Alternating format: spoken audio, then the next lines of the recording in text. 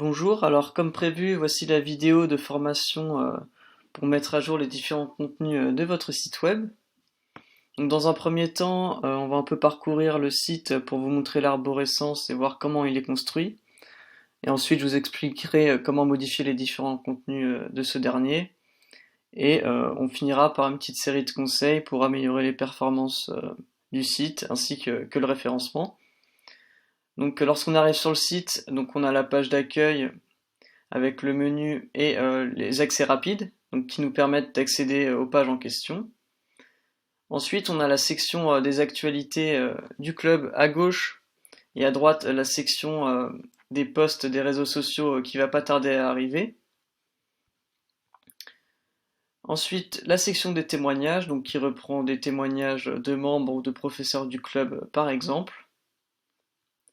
La section des chiffres du club, la section des partenaires et le pied de page avec la carte et ses différents dojos et les informations de contact. Donc pour la page présentation du club, donc c'est la page qui introduit le club, les valeurs, son histoire, l'organigramme avec les différents membres du club et le mot du directeur technique. Et on retrouve le même pied de page à chaque fois. Pour la page tarif et inscription, alors on retrouve tous les documents utiles pour s'inscrire au club, donc en PDF. On a également le lien qui nous redirige vers le formulaire d'inscription en ligne. Ensuite, la section des assurances complémentaires et les tarifs associés, donc en fonction de si on est un adulte, un étudiant, un enfant de bas âge, et la grille tarifaire complète si jamais on veut plus de détails. La page se rendre au club, donc c'est la page qui recense tous les dojos du club, donc par quartier, donc avec l'information sur la gauche et la photo à droite à chaque fois, ainsi que l'adresse pour se rendre dans chaque dojo. Donc a priori, ce contenu-là risque de pas trop évoluer dans le temps, mis à part si vous avez un nouveau dojo dans un autre quartier de La Rochelle. Pour la page nous contacter, c'est pareil, donc au niveau du contenu, ça risque pas de changer, parce que c'est un simple formulaire de contact. Donc ici, je pense pas que vous aurez besoin de faire de modifications. Et enfin, la page boutique, qui recense tous les articles et les accessoires de la boutique en ligne. Donc les vestes, les t-shirts, les kimonos, les accessoires, donc on a différentes pages. Et si on veut une information plus précise sur un article et plus de détails, on clique dessus, on peut choisir sa quantité, l'ajouter au panier, etc. Et ici les articles en suggestion juste en dessous. Alors, pour commencer à mettre à jour son site, donc c'est la même démarche sur chaque site WordPress. Donc on a besoin de se connecter. Pour se connecter, on se rend sur la page d'accueil et dans la barre d'URL, on rajoute /wp-admin. Ça va nous emmener sur ce formulaire-là. Donc moi, je vais me connecter avec mes identifiants. Mais vous allez vous connecter avec les vôtres, bien sûr.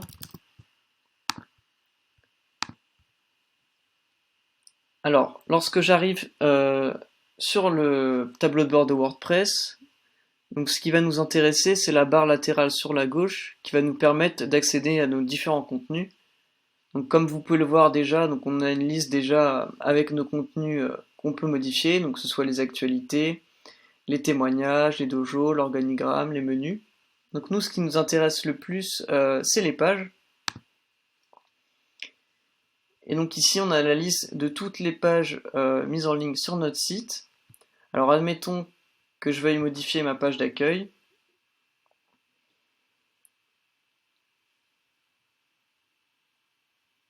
Et donc ici, on a les chiffres du club associés pour la section le club en quelques chiffres. Si j'ai envie de modifier le nombre de dojos ou le nombre de licenciés, j'ai juste à taper mon nombre en question et j'appuie sur mettre à jour et les modifications sont prises en compte et les nouveaux chiffres s'affichent en ligne. Pour la gestion des témoignages, donc les témoignages sont un type de contenu personnalisé. Ça veut dire que vous y avez accès directement sur la gauche. Donc admettons que je veuille en ajouter un, donc je clique sur ajouter. Donc ici ce titre il est facultatif. Ce qui nous intéresse le plus c'est le prénom et le nom de la personne qui fait le témoignage, sa fonction, son témoignage et son image. Donc admettons test, sa fonction je suis un judoka, mon témoignage, j'ajoute ma photo. Donc ici on a une médiathèque avec des images déjà rentrées, donc on va reprendre celle-ci par exemple, mais vous pouvez tout à fait téléverser de nouvelles images juste à gauche. Ici je publie, et donc si je me rends de nouveau sur le site,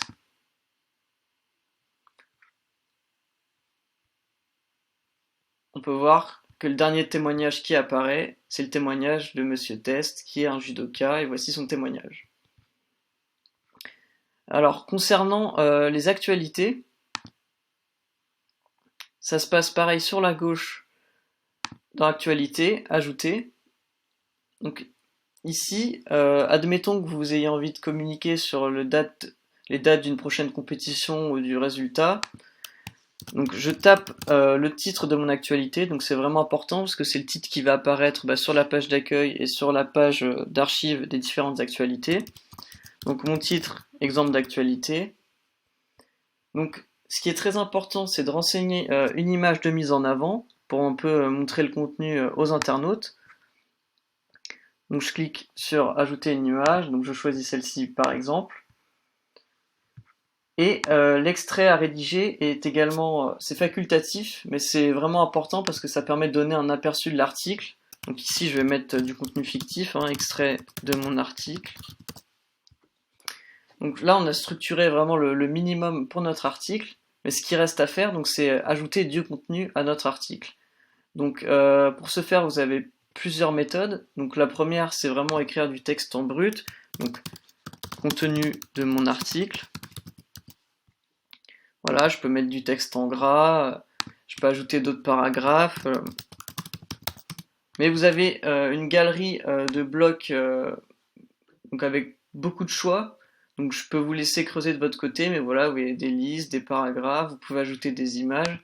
Et donc c'est vraiment dans cette page-là que vous pouvez construire vos différents articles. Et donc si je publie mon article, publier, si je me rends à nouveau sur la page d'accueil,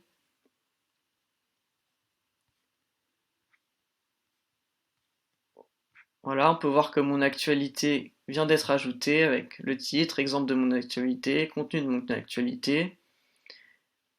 Donc si je vais sur la page toutes les actualités, ici on aura la page de toutes les actualités qui ont été publiées par ordre antéchronologique.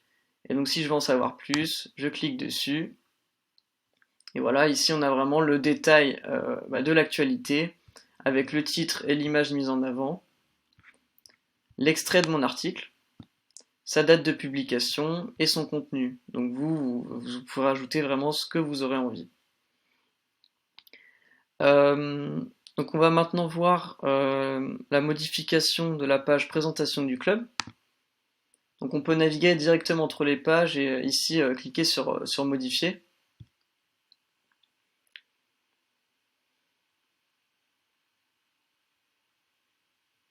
Et donc ici on a les différents onglets pour modifier son contenu.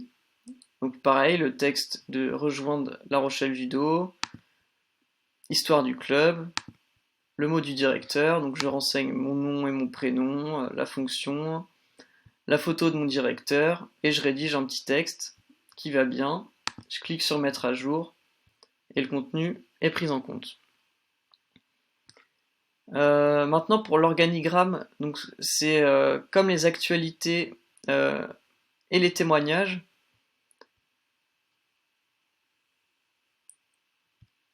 Donc je fais ajouter.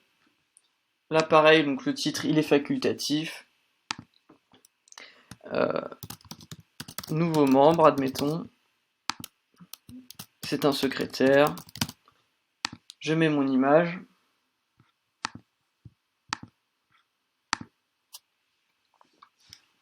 Et mon nouveau membre est publié. Et donc si on veut vérifier, On va sur la page présentation du club.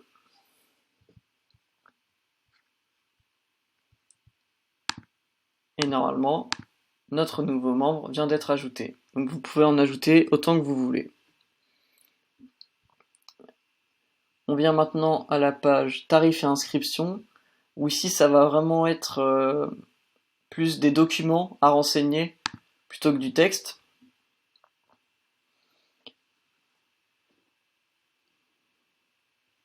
Donc, on a pris le soin de vraiment diviser par, par section, donc avec les inscriptions. Vous pouvez ajouter votre fiche d'inscription, et puis si jamais il y a des modifications au cours d'année au cours de l'année d'après, vous pouvez supprimer le document et en ajouter un nouveau. Pareil pour les assurances, la grille tarifaire. Et ce qui nous intéresse également, c'est les tarifs donc, qui peuvent changer au cours des années. Donc vous pouvez modifier le tarif adulte, étudiant, le prix de la licence, et donc ce sera mis à jour. Pour la modification des dojos, donc ça se passe dans Dojo. Donc on a déjà la liste des 4 dojos, et si on veut en modifier ou en ajouter un, pour en ajouter un on fait ajouter, et pour modifier, donc je veux modifier le dojo Condorcet, admettons, je peux modifier le nom du quartier, le texte de présentation, donc son adresse Google Maps, et son image.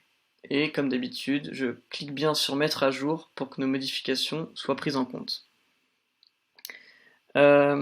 Également les menus, donc ça c'est important de vous le montrer. Donc on peut gérer les différents liens grâce au menu. Donc a priori le menu principal va pas changer, ni les accès rapides. Mais si jamais vous changez d'adresse email ou d'adresse postale ou de numéro de téléphone, c'est ici que ça se passe.